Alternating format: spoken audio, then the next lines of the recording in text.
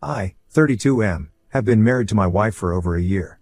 I know it's just a year of marriage, yet I'm here telling my story. So, I met my wife around 3 years ago. For the privacy's sake, I'll call her Renee, 28F. When I first met her, she was new in the city, struggling to make a career. She wanted to become a fashion designer in Hollywood, but her parents didn't approve of her profession because of the not-so-decent reputation of Hollywood. Besides, they wanted her to join their family business instead of hopping into a job. To prove her point, Renee moved to California and joined a company as a fashion intern. I'm into the advertising industry, and my work profile includes onboarding fashion designing companies to design clothes for the ads. That's how I met Renee. Although she was new in her company, her manager used to tag her along during briefing sessions because she was really sharp. After a few months, Renee single-handedly dealt with our company, and that's when we started seeing each other. It started off as professional meetings and eventually turned into romantic dates. I was impressed by Renee's charisma and resilience. She fought with her parents, almost got abandoned by them, and left her hometown because she chose her passion. We had to keep our relationship hidden because her company had a no-relationship policy with the clients. After 6 months of her internship, she switched to a better-paying full-time role in a different company. After her job switch, we decided to keep our personal and professional relationships separate because it might cost us our jobs. But we moved in together and officially started dating. Renee had no friends in the city except for her colleagues from the past and current company. So, she mostly used to tag along with my friends. She was friendly, smart, and had a great sense of humor.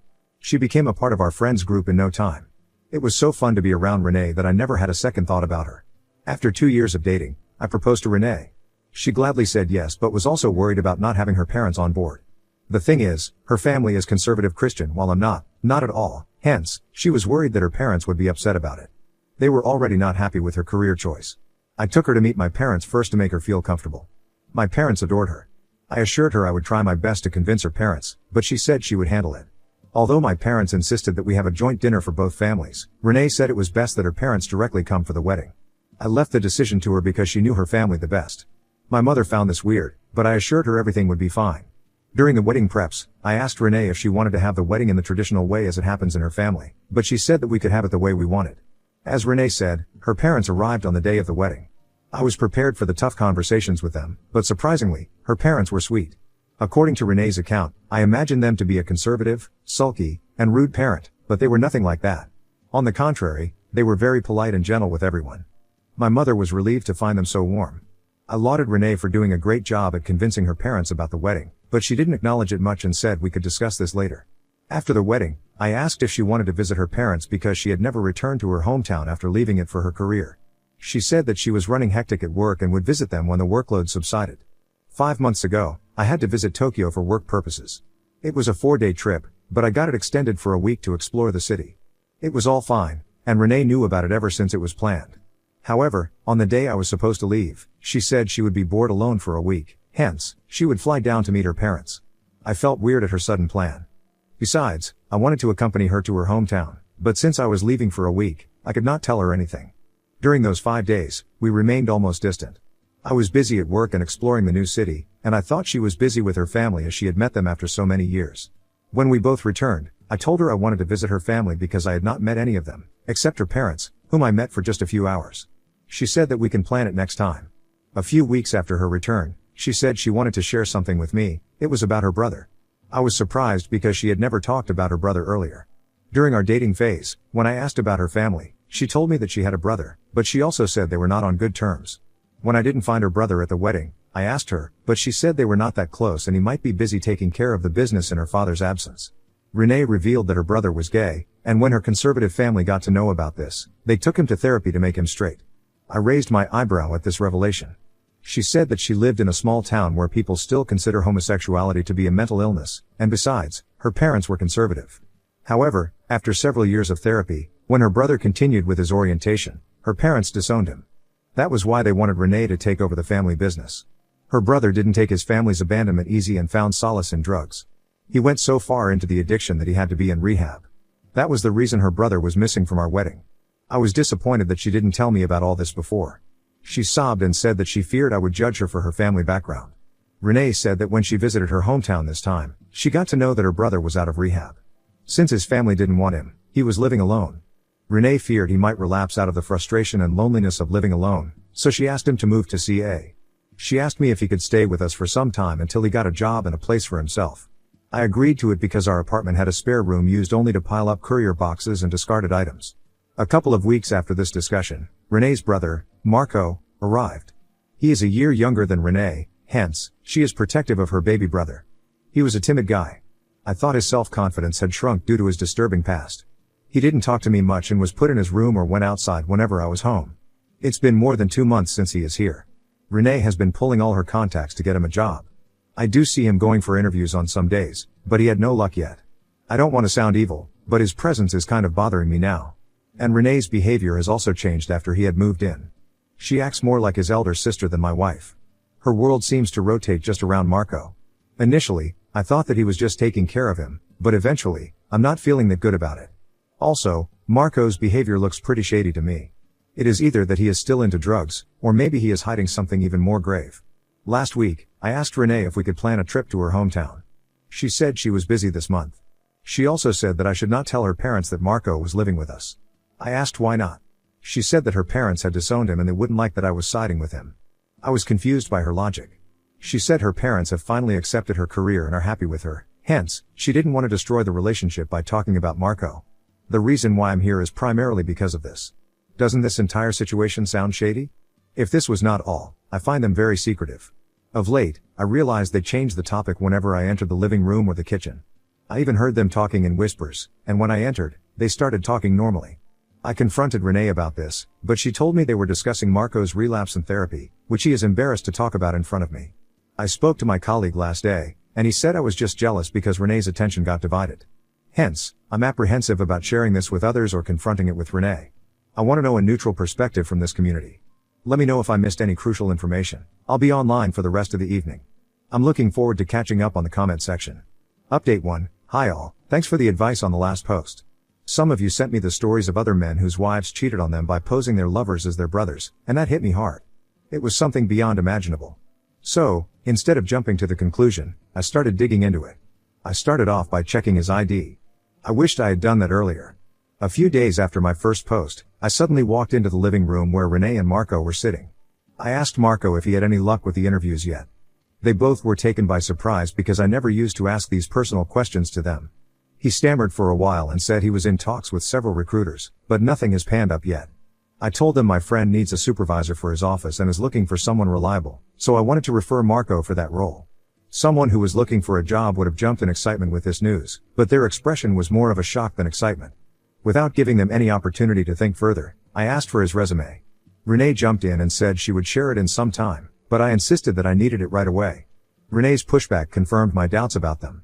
After a few exchanges between Renee and me, Marco shared the soft copy of his resume with me. I immediately opened in front of them and checked for his name. My doubts turned out to be true. Although his name was still Marco, his surname was different from Renee's maiden name. I subtly asked them about this. Before Marco could say anything, Renee said since their parents had disowned him, he had changed his surname. I was ready for this BS anyway. Until then, I thought this sister-brother duo was up to something, but after this revelation, it was doubtful whether they were really siblings or not. So after a week, I told Renee that I was traveling to a place near her hometown for work and if she was free, she could join me, and we could visit her parents' house. I deliberately gave her short notice so it was easier for her to say no. As expected, she said she was busy. But she kept asking me if I would be visiting her parents. I said no, I won't visit them alone, we can plan for next time. In reality, I had no work trip. I went to her hometown only to meet her parents and uncover her truth. I don't want to get into the details of how I sourced their address. It was on her ID. So, I went to their house and immediately told them not to reveal this to Renee because I was planning a surprise for her. Renee's birthday was around the corner, a day after tomorrow, so I told them that I was arranging a surprise party for Renee and went there to invite them in person. They were pleased to receive me. While speaking to them, I eventually opened up and told them that they don't seem conservative at all, like Renee had described. They laughed at it, taking it to be a joke. Then, I started probing them about their faith, and to my surprise, it came out that they were not at all conservative. I then started asking about their business. I kept it subtle so as not to raise any suspicions. Her father said that he intended to retire from his company next year and take it easy on life. I grabbed the opportunity and asked him how his business would run after retirement. He said his son is already handling his business quite well, so he is best suited to be his heir. I saw Renee's mother getting uncomfortable with this, so I tried to divert to another topic. But her father went on to say, I wanted to be fair between both my children. That's why I urged Renee to join the business. In that way, both the brother and sister would have an equal share of the business. As Ryan is my son from the first marriage, Renee and my wife both are insecure that he would not give the business share to her. Since you're a family now, I'm telling you that I'll be fair with both my children. He said something further that he was unhappy about Renee's career choice, but by then, I had zoned out after hearing his son's name be Ryan. I was choking from inside and wanted to breathe. So, I cut him off in the middle and said that once they came for Renee's birthday, we could sit and sort out the difference. I didn't get to meet Ryan, but I saw him in the family pictures in their hallway. While leaving, I again reminded them not to tell Renee that I had visited them. It was supposed to be a surprise. They happily nodded. I felt so disgusted knowing that Renee was indeed having a lover in my house, posing him to be her brother. I went to meet them on Saturday, so it was almost a week before Renee's birthday, which was on Thursday. I felt so uneasy to share the house with her that I never returned home after meeting her parents. She called me on Sunday asking me when I would return. I told her my work got extended and I would be back only on Thursday morning. I'm currently put up in a hotel until then. I know she and her lover are having a honeymoon period in my absence, but I don't care. I just want to expose and humiliate her in front of her parents. I'm already in talks with a lawyer to process the divorce. In fact, I had an appointment with him a few hours before I made this update. I'll make another update once I expose that SL#T. Update 2. So, I'm finally divorced. I know I took a while to make an update, but I wanted to wrap up everything and update it at once. For people who commented that I ignored all the red flags when it was clearly displayed all over my face, the thing is, I didn't notice or take any of it as absurd when it was happening. It sounded weird only when I retrospected the incidents after Marco's arrival. If you look at any solo event, it doesn't look shady, only when everything gets added up does it sound obvious, and now everyone is taunting me that I was a simp to ignore it. Cool, moving on. As I mentioned, I invited Renee's parents for her birthday on Thursday. I went home on the same day. She was home. I felt so awful seeing her face that I didn't even wish her on the birthday. She thought I had forgotten. In order to sound cute, she hugged me and asked me to wish her. I played along and wished her. She said that I should take her out to celebrate her birthday. I said that I was tired and wanted to take a shower first. By the time I came out of the shower, Renee was already dressed up and ready to go out. I pretended to ignore her and went to bed. She played out her cute self, yelling at me to dress up and take her out. I said that I was having a terrible headache and needed a nap. I asked her to wait for a couple of hours. She got upset, but I assured her the wait would be worth it. I wasn't sleepy at all. I was, in fact, heavy-hearted, anticipating the confrontation which was just about to happen. An hour later, I got a call from Renee's father that they were just about to arrive. I hurriedly got out of the bed and went outside.